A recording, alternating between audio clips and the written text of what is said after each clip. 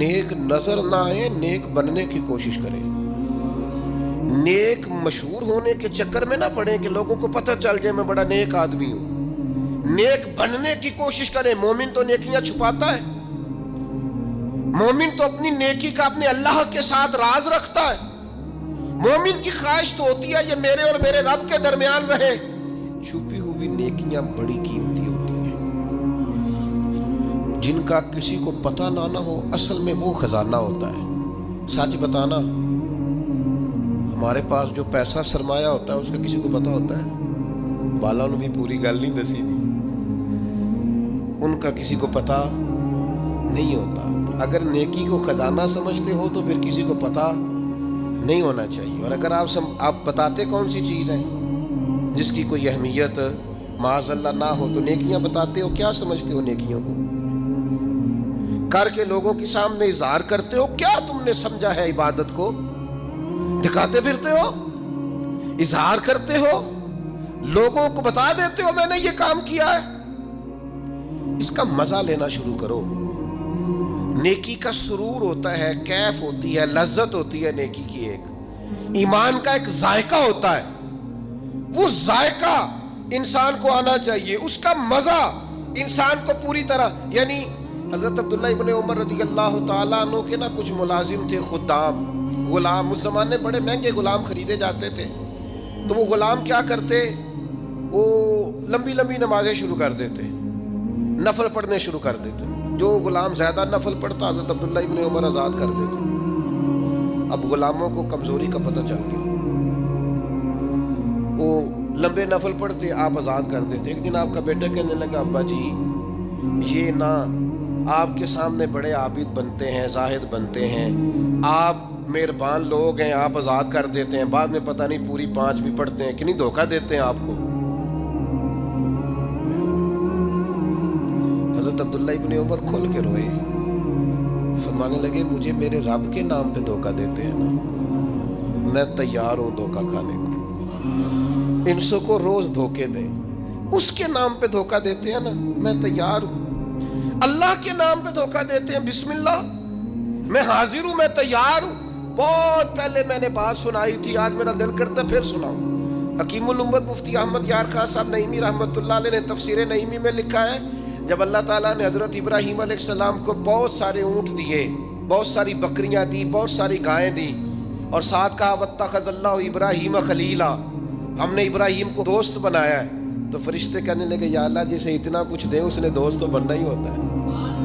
فرشتے نے کہا نا، انہوں نے پہلے بھی کہا تھا نا کہ یا اللہ یہ خون ریزیاں کریں گے زمین میں اگر تو بنائے گا تو۔ فرمایا جاؤ جا کے میرے ابراہیم کا امتحان کر لو۔ فرشتہ آ گیا، اور آ کے اس نے کیا کیا، وہ بیٹھ گیا، بڑی بڑی فصل تھی اس کے بیچ، اور بیٹھ کے اس نے تسبیح پڑھنی شروع کر دی، سبحان اللہ والحمد للہ لا الہ الا اللہ واللہ اکبر، اللہ کا ذکر شروع کر دیا۔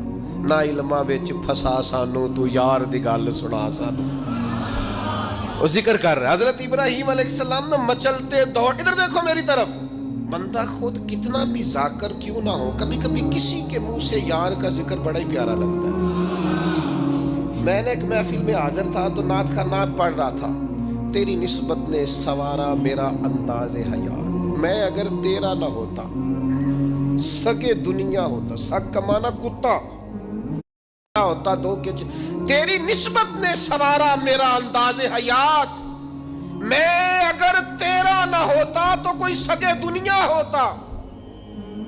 میری طرح کے کئی لوگ تھے جو کچھ نہیں ہے اور اس کے نام پر بڑا کچھ ہے، تو وہ دل تھوڑا لگ سا گیا، کیفیت بن گئی، کوئی آنسو درد بن کے ٹپکنے لگے۔ میرے ساتھ ایک دوست بیٹھے تھے، میں نے ان سے کہا یار آج بڑا مزہ آیا نعت، وہ مینوں کہنے لگے نعت خانے 40,000 لے آ جائے۔ میں نے کہا تو جھٹ کو کھلو جانا سی، پہلے دیندے ہو پھر شکوے کردے ہو، اور میں نے کہا ذرا ٹھہر جا، ٹھہر کے بتا، تھوڑا مزہ تو لے لینے دے، کبھی کبھی کسی کے منہ سے سننا اچھا بڑا لگتا ہے۔ کہنے لگا جی نہیں یہ ہوتا ہی نہیں، جن دن پہلوں کرائیے نا۔ میں پھر دیکھیں نا کبھی کبھی ذوق عروج پہ ہوتا ہے، میں نے اسے کہا بات سن میری، میں بھی خلاف ہوں یہ جو ڈیمانڈ کرتے ہیں، جو دیتے ہیں، بڑا غلط کرتے ہیں، لیکن آج جتنا اس نے مزہ دیا ہے نا 40,000 تھوڑا ہے۔ آج میرے جیسے لوگوں کو جہاں یہ لے گیا ہے نا، یہ کبھی 1:40 بھی لے تو یہ تھوڑا ہے، اس لیے کہ نا علمہ وچ پھسا سانو، تو یار دی گل سنا سانو۔ اوتھے علم دا سکہ نہیں چلتا جتھے عشق ہوراں دا ڈیرا ہے۔ حضرت ابراہیم علیہ السلام دوڑے جا رہے، کہاں؟ وہ کوئی میرے رب کی یاد کر رہا، کوئی اس کی پاکیزگی، تسبیح، تحلیل، تکبیر بیان کر رہا۔ اللہ کے خلیل کھڑے ہو گئے، فرشتہ تھا انسانی شکل میں، چپ کر گیا، فرمایا یار ایک دفعہ پھر نہیں ذکر کرتا میرے رب کا؟ کہنے لگا پہلے مرضی سے کر رہا تھا، اب آپ کہتے ہیں تو جتنے آپ کے پاس بکریاں ساری لے لوں گا۔ فرمایا بس جا تیری ہوئی تو مجھے میرے رب کا ذکر سنا۔ یہ ذرا تجارتیں دیکھو، سودے دیکھو، تیری ساری ہوں۔ اس نے تھوڑی دیر ذکر کیا، چپ کر گیا، فرمایا دوبارہ ذکر کرنا میرے رب کا۔ کہنے لگا وہ ہو گیا، پہلے پیسے پورے ہو گئے آپ کے۔ فرمایا اب؟ کہنے لگا جتنی گائیں بھینسیں آپ کے پاس ہیں ساری لوں گا۔ فرمایا تیری ہوئی۔ اس نے تھوڑی دیر ذکر کیا، پھر چپ کر گیا۔ فرمایا اب کیا چاہیے؟ کہنے لگا صرف اونٹ بچے ہیں، سارے دے دو، اللہ کا ذکر سنا دیتا ہوں۔ فرمایا تیرے ہوئے سارے، میرے رب کا ذکر سنا۔ وہ پھر چپ کر گیا۔ آپ نے فرمایا اور ذکر کر، یہ دیکھو تجارت ہو رہی ہے، کاروبار ہو رہا ہے۔ وہ کہنے لگا آپ کیا دو گے؟ فرمانے لگے یہ بکریاں چرانے کے لیے کوئی شخص بھی تو چاہیے نا، یہ اونٹ بھیڑ گائیں بھینسیں چرانے کے لیے کوئی چاہیے نا، مجھے رکھ لینا، تنخواہ نہیں لوں گا تو اللہ کا ذکر سناتے رہنا، میں تیری ڈیوٹی کرتا رہوں گا۔ نا علمہ وچ پھسا سانو کوئی یار دی گل سنا تو وہ فرشتہ اوہو تردامنی پہ شیخ ہماری نہ جائیے، ہم کبھی دامن نچوڑ دیں تو فرشتے وضو کریں۔ وہ فرشتہ تھا، فرشتوں کے آنسو نہیں آیا کرتے، فرشتوں میں وہ درد نہیں ہوتا، وہ معصوم مخلوق ہے اللہ کی۔ فرشتہ کھڑے ہو کے کہنے لگا مالک میں گواہی دیتا ہوں یہ شخص اس قابل ہے کہ اسے اللہ کا خلیل بنایا جائے، یہ اس قابل ہے کہ خلیل اللہ بنے۔ واتخذ اللہ ابراہیم خلیلا۔ یار ساری زندگی صرف وہی تجارت کرنی ہے کہ لاکھ کے 2 ہو جائیں؟ کوئی ایسی تجارت بھی کرو نا، کوئی ایسا سودا بھی کرو نا۔ قحط پڑ گیا نا مدینہ منورہ میں، مکہ معظمہ میں، فصلیں نہیں ہو رہی، حالات خراب ہیں۔ اور آپ کو پتہ ہے جو چیزیں شارٹ ہو جاتی ہیں پھر ان کے دام بھی، یہ سیلاب آیا تھا تو خیمے مہنگے کر دیے تھے مسلمانوں نے، لوگوں کو خیموں کی ضرورت تھی تو خیمے، یہ کرونا آیا تھا تو مسلمانوں نے ماسک مہنگے کر دیے تھے کیونکہ مجبوری تھی نا، لوگوں نے لینے تھے۔ میں مسلمانوں کی بات کر رہا ہوں چونکہ یہاں قبضہ غیروں کا، حکومتوں کی میری بات نہیں کر رہا۔ جو چیز شارٹ ہو جاتی ہے اسے کیا کرتے ہیں؟ اسے مہنگی کر دیتے ہیں۔ قحط ہو گیا، غلہ مہنگا ہو گیا۔ حضرت عثمان غنی رضی اللہ تعالیٰ عنہ نے کسی ملک سے 10 اونٹ غلے کے بھرے ہوئے بوریاں لدی ہوئی منگائے۔ تاجر آگے کہنے لگے عثمان آپ بڑے تاجر ہیں تو اس زمانے میں آپ کا مال آ رہا ہے تجارت کا، تو آپ، ہم مال نہیں دیکھتے، جو ہے نا اندر، جو جس طرح کا بھی ہے، جتنی قیمت آپ نے بتائی ہے وہ بھی آپ پر اعتماد کرتے ہیں، اس سے ڈبل لے لیں۔ تو عثمان غنی فرمانے لگے میں نے سودا پہلے کر لیا، سیانے تاجر تھے نا، اس طرح کی بھی تجارتیں ہوتی ہیں۔ فرمایا میں نے سودا کر لیا ہے، مجھے تو اس سے زیادہ ملتا ہے۔ ایک تاجر بولا، کہنے لگا چلو 3 گنا لے لیں۔ آپ نے فرمایا یار میں نے تمہیں بتایا تو ہے، میرا سودا ہو گیا، مجھے زیادہ ملا ہے۔ ایک نے کہا 4، ایک نے کہا 5، بالآخر کہنے لگے اس سے زیادہ تو کوئی دے ہی نہیں سکتا، ہم بھی جانتے ہیں سارے مکے کو، سارے مدینہ طیبہ کو، اتنا بڑا تاجر ہی کوئی نہیں، آپ کو کتنا مل رہا ہے؟ فرمایا 700 گنا۔ وہ کہنے لگے جی یہ سوال ہی نہیں پیدا ہوتا، آپ بندے تو بڑے سچے ہیں، پتہ نہیں آپ کیا کہہ رہے ہیں۔ اٹھ کے چلے گئے، مال آ گیا۔ حضرت عثمان غنی رضی اللہ تعالیٰ عنہ نے مدینہ شریف میں اعلان کرایا جس غریب کے پاس غلہ کوئی نہیں آ کے لے جائے۔ وہ تاجر پھر آئے کہ جناب سمجھ نہیں آئی، آپ تو کہتے تھے میں نے سودا کر لیا ہے۔ عثمان غنی فرمانے لگے دنیا دار ہو نہ وہیں اڑے ہو، میں نے واقعی سودا کیا ہے پر کیا اپنے رب کے ساتھ ہے، میرا مالک 700 گنا اجر دے گا، وعدہ ہے اس کا۔ اس کے بھوکے بندوں کو، غربا کو، مساکین کو، یتیموں اسیروں کو کھلاؤں گا تو 700 گنا सारी तिजारतें बंदों से नहीं होती, कुछ तिजारतें रब से भी होती।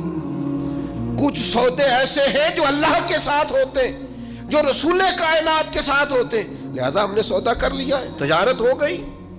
ये बड़ी कीमती तिजारत है। वो ताजर कहने लगे, उस्मान अल्लाह तुम्हारे ईमान में और मजबूती पैदा फरमाए। क्या जब जब लोग रेट बढ़ा के चीजें बेच सकते हैं, आपने फ्री कर दिए, फी सबीलिल्लाह कर दी। दोस्तों, कुछ तिजारतें ऐसी हैं जो अल्लाह के साथ भी करो, कुछ सौदे ऐसे हैं जो कयामत के लिए भी बचा के रखो।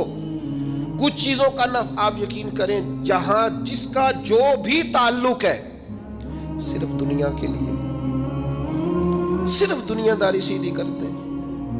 मुर्शद के एक मैंने बात करनी है, और वो मेरे दोस्त बड़े मुझसे प्यार करते हैं और मैं भी बड़ा ही प्यार करता हूँ। मस्जिद में बैठा हूँ और बावुज़ू हूँ और दयानतदारी से कह रहा हूँ, मुझे अपने संगियों से बड़ा ही प्यार है। लोग कहते हैं पीर झूठे हैं, जाली हैं। मेरा कहना यह है कि मुरीद भी बड़े जाली हैं। वो पीर साहब से आके कहते हैं मेरी दुनियादारी नहीं चल रही, कोई दुआ कर दे। दुनियादारी से पीर का क्या ताल्लुक? ये तूने जाके मशवरा किसी ताजर से कर लेना था, पैसे कैसे कमाया जाता है। जाली जाली मुरीदी करते हो, जिससे सिर्फ अल्लाह रसूल के लिए रिश्ता रखना चाहिए था, उससे दुनियादारी का रिश्ता रखते हो। उससे वो वाला ताल्लुक बनाते हो जिससे थोड़ी दुनिया चमके, लोगों को पता चले मेरा ताल्लुक है, मेरा राब्ता है। हजरत सुल्तान बाहू रहमतुल्लाह ने रो के कहने लगे, किसी ने कहा था हुजूर बड़े मुरीद है आपके, तो हजरत सुल्तान बाहू रो पड़े, फरमाने लगे रब दा तालब कोई नहीं मिलया, ये जो मिले तालब ज़रदाहू, ये दुनिया के तालब मिले, दुनिया के।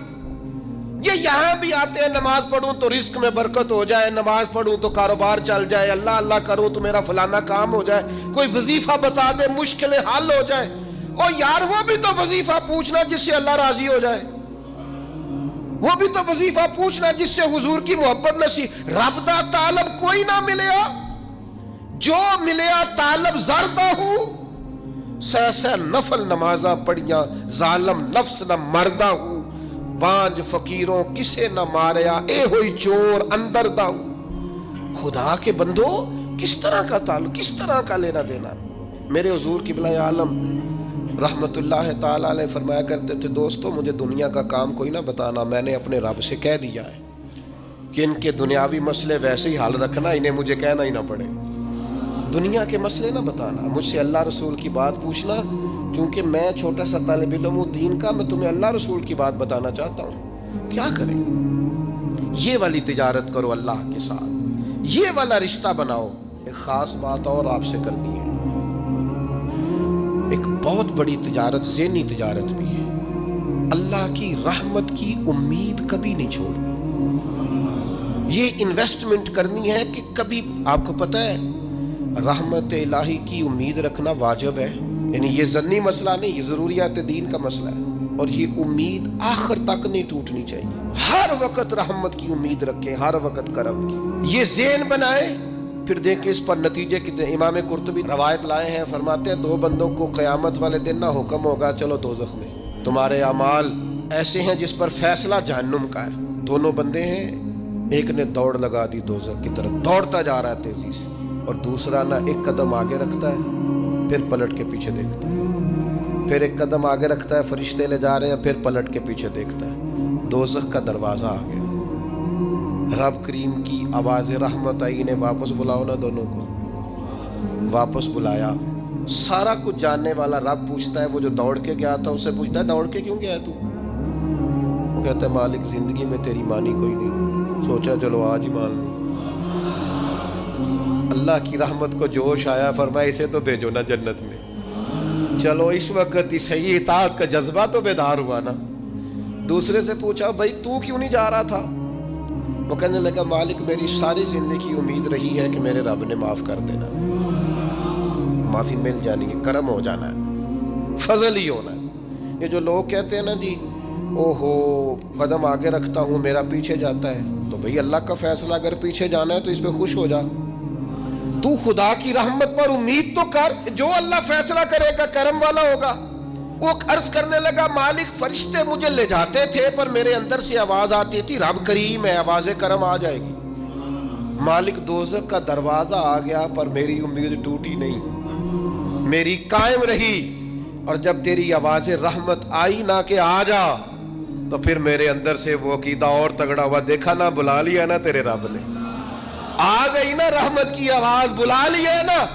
تو اللہ کریم نے فرمایا فرشتوں اس کے سارے گناہوں پر قلم پھیر دو، جو میری رحمت کی اتنی امید رکھے اسے دوزخ میں نہیں جنت میں داخل کیا جاتا ہے۔ یہ والا سودا ضرور کریں، ذہنی طور پر تھکاوٹ کا شکار نہ ہو، کمزور نہ پڑیں، طاقتور ہوں، طاقتور۔ کچھ تجارتیں اللہ کے ساتھ بھی کریں، کچھ معاملات اپنے رب کے ساتھ بھی رکھیں، کچھ راز و نیاز اللہ رسول کے ساتھ بھی ہونے چاہیے۔